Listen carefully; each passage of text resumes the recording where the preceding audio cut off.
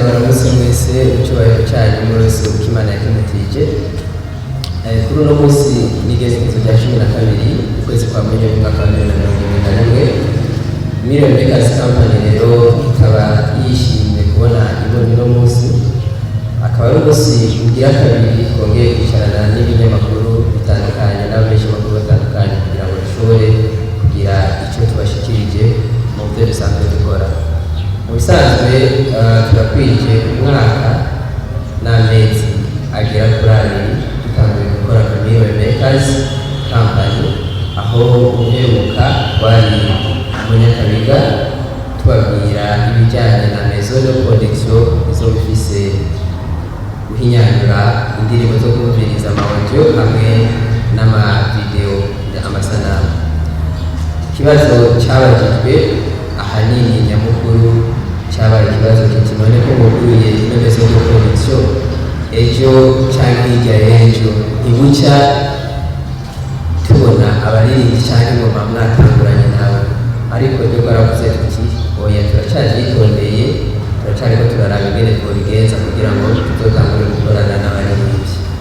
Hagati ngaho haraciyemo ibintu bitandukanye, bamwe barazi ko nigeze kubitura ndababwira nti turafise umuririmbyi, uwo muririmbyi rero turifuza ko mumufasha. Twari twarateguye tuvuga tuti one day tuzogira ibintu nk'ibi turi kumwe n'uwo muririmbyi kazi, muga ivyahavuye bikunda bivanye n'imvo izi canke ziriya.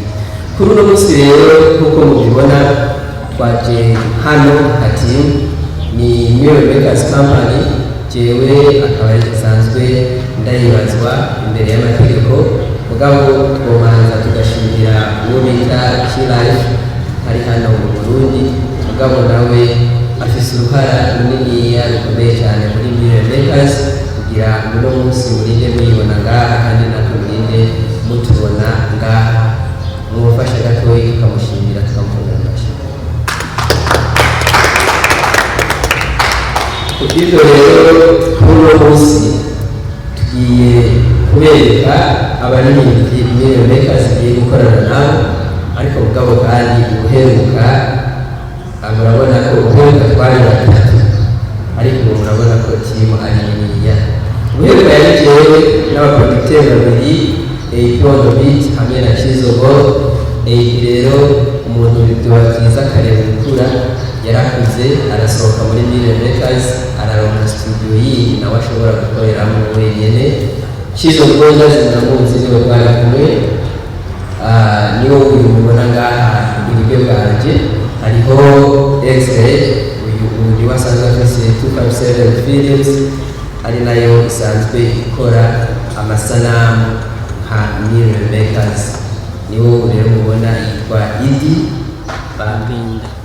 Bambenda, izina ryiwe rero tumenyereye ko cyane ni X-Ray Bam no kuri Instagram yo izina akoresha. Hanyuma ngaha hariho uyu bamwita Filme, ni umuhungu twikoraho cyane iyo dukeneye amadesign atandukanye mama mubona Million Makers dukoresha.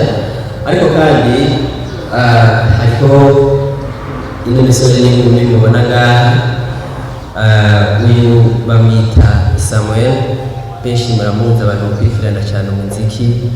Uyu yarahiganye no muri Music iheruka yatwawe na Tetero Rohet, yapfiriye mu gice cya kane gishiri cyane mahingeza uriya nako murandura.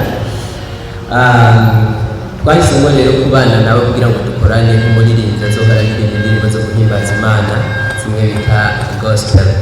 Hariho uno mwigeme ari hagati twe dukunze no kumwita mushiki wacu kandi n'amuhererezi wacu, yitwa Igiraneza Izalantia, asanzwe akoresha izina rya Lantia Butterfly ku mbuga z'ingurukanabumenyi n'izina asanzwe akoresha mu bijyanye n'umwuga wo kuririmba. Ni umwigeme tutogaruka cyane kuri kahise kiwe, ingene twahuye n'ingene byagenze, mugabo n'ibintu kumbure azobwira umwanya wo kubatemerera mu biganiro bitandukanye mukamubaza akababwira ingene yashoboye guhura na Million Makers.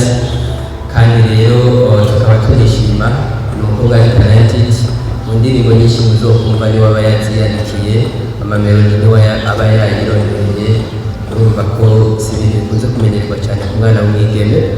uno munsi rero tukaba tumuzanye imbere yanyu kugira ngo mushobore kumufasha kugira mama mufasha abandi.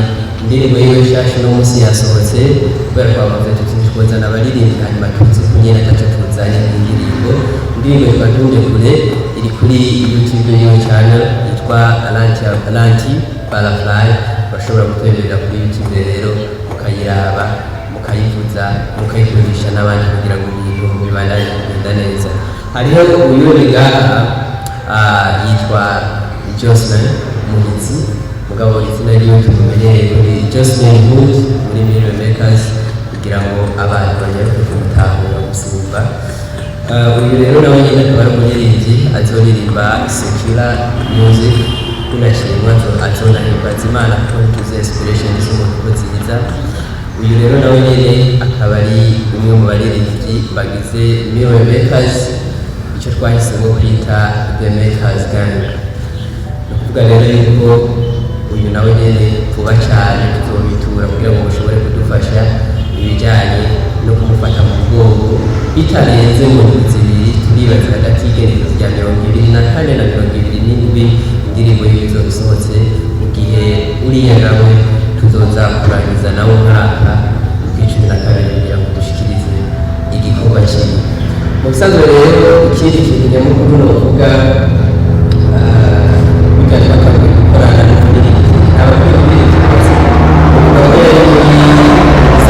bijyanye no kugeragezwa, ariko mugabo twari bwashike ku rugero rwo gusinya kontra kugiranira amasezerano hagati yawe natwe nk'abantu bagiye gukorana, kuko murazi ni business byaba bigoye rimwe na rimwe biragera bigahinduka. Uno munsi rero twebwe turaje dufise akantu kiwacu twisangije n'abantu bake bakunda kubabwira ibintu biri mu makontra yabo n'abaririmbyi babo, kuko benshi bakunze kuca babaza ngo bazobaha amazu, bazobaha imiduga, ngo bizogenda gute. Mugabo ngo barabwira ukuri, umuziki ndawubona n'iminsi myinshi iyo umuririmbyi ataco yinjiza nawe ntaco aheza akaronka. Umuntu azoza akubwira ngo nzogura inzu utarayubaka canke utarakora ibikorwa bishobora gutuma wubaka iyo nzu, azoba ariko araguhenda, bica biba vya bindi vy'abasangiye gusa bitari bisuma. Ukuvuga rero yuko iyi ni kontra y'abaririmbyi bose bo muri Mirror Makers, igizwe na page zitatu. Twagombye kwiga turandika ibintu byinshi, twagombye kwandika ibintu biri clair kandi biri précis, n'amasezerano ari hagati y'umuririmbyi hamwe na sosiyete ya Mirror Makers. Umuyobozi wayo arasinya, akongera agasinya ko n'umuririmbyi wenyene ubwiwe. Ingingo ya mbere ni ukuvuga ko sosiyete ya Mirror Makers yiyemeje guhagararira ibikorwa byose by'uwo muririmbo mu kiringo kingana n'imyaka 2, kumukorera indirimbo audiovisuel muri icyo kiringo cyavuzwaho hejuru, kumufasha kugira promotion zisigura kumenyekanisha ibikorwa byiwe ku bakunzi babyo muri kino kiringo, kudandaza ibyo bikorwa nk'uko ari byabo. Ingingo kabiri ni iby'umuririmbyi nawe yiyemeje. Sosiyete ya Mirror Makers aremeza ko izohagararira ibikorwa byiwe mu kiringo bavuganye, kudakora cyangwa kugaragara mu bikorwa mu gihugu icyo ari cyo cyose sosiyete bafitaniye amasezerano itabizi. Hariho kandi igikurikira kivuga yuko kugaragara cyane kubahiriza gahunda izo arizo zose zapanzwe na sosiyete mu gihe cyo kugira registrema yawe mbere cyane tournage ya clip video, tutibagiye ikindi gikorwa cyose sosiyete yomukeneramo bagifitaniye amasezerano, kutirengagiza ibijyanye na promotion z'ibikorwa byiwe kugira ngo sosiyete nayo ibone ko iriko ikorana n'ubishaka. Abwirizwa kandi kuzana text, icyo twita amajambo y'indirimbo yiwe imbere y'uko iririmbwa cyane ishikanwa umuhinyanyuzi w'amajwi ariwe Kizuboya. Bagombye na cyane cyane ntihabemo za ndirimbo ngo yaririmbye ibitutsi, ngo yagize isoni abantu, ngo yagize iki. Bisaba ko lyrics yiwe ayidepoza mu biro bya Mirror Makers, aba yuko ishikira producteur hanyuma ikorwe indirimbo. Ibikorwa rero uko bizokorwa n'ikiringo cyabyo, ikiringo cyavuzwe ngaho hejuru kuba cy'imyaka 2, Mirror Makers yemera ko izokora indirimbo zingana na 5 kandi ko izosohora indirimbo imwe mu kiringo kingana n'amezi 2. Ibi bikazohora bihinduka bivuye ku biyago umuririmbyi na sosiyete mu gihe ukeneye urukurikirane ariyo album cyangwa EP. turashobora kuronka umuntu avuga ati muri iri rwanya dukeneye album yiwe, urumva ko muri contract karimo mugabo hazoba ibindi biganiro tuvuga ati iyo album turashobora kuyikora cyangwa iyo EP turashobora kuyikora bivanye n'ingene batwituye. Mugabo amasezerano yacu muri kano kanya cavuga nuko mu myaka ibiri indirimbo zitanu ama-audio video. Muri ico kiringo igikorwa cyose kizoshigikirwa na sosiyete haba mu buryo cyangwa mu kumenyekanisha uko ibintu bizogenda bigenda. Rero mu bijyanye no guhembana, iki nico abantu benshi bakunze kunyegeza bakakubwira ngo hari ibintu biri muri kontra tutazi.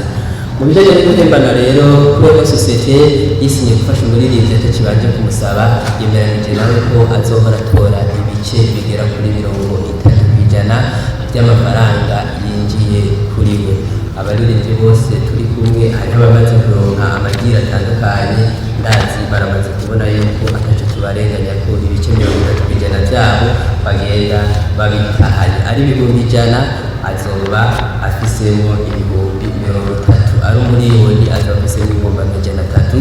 Ibi ndaza kubisigura kubera benshi baca biyumvira kumenga ntibagaragara mukabumenga amahera ni makeyi, ariko mwabonye ko hariho abandi bashigikiye nabo bafise ibintu byinshi bakora. Kuvuga ko ibice 70 bizoca bigaragara gukurikira, ibice 20 bizoja ku muhinyanyizi w'amajwi producer, hama ibice bigera kuri 20 navyo bije ku muhinyanyizi wa video, ibice bigera kuri 30 bizoguma muri sosiyete ya Makers, ari byo azogaruka akikora ko ku bikorwa vyiwe mu gihe bazoba bakeneye kumufasha ibindi bitandukanye. Hanyuma rero kirazira kikaziririzwa kuba umuhinyanyizi wa kimwe mu byo twavuze aho hejuru, ugakoresha igikorwa na kimwe cy'umuririmbyi cyangwa umuririmbyi wenyine sosiyete itabizi, kandi n'umuririmbyi ntari kwifatanya nabo.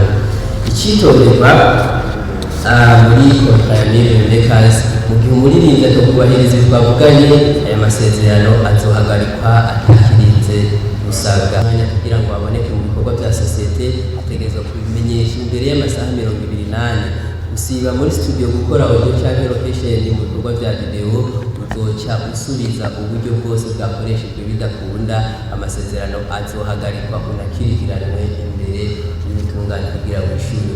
Benshi murabizi ngaha wamaze gufata miliyoni ugomba ukoreshe clip video, hama umuririmbyi bamubwiye ati location ni neza saa 4, muganga kumubwira ngo ndaje direct akavuga ati je rero bari basezeranye ku murango, mugabo bibaye ijoro ndabiheze.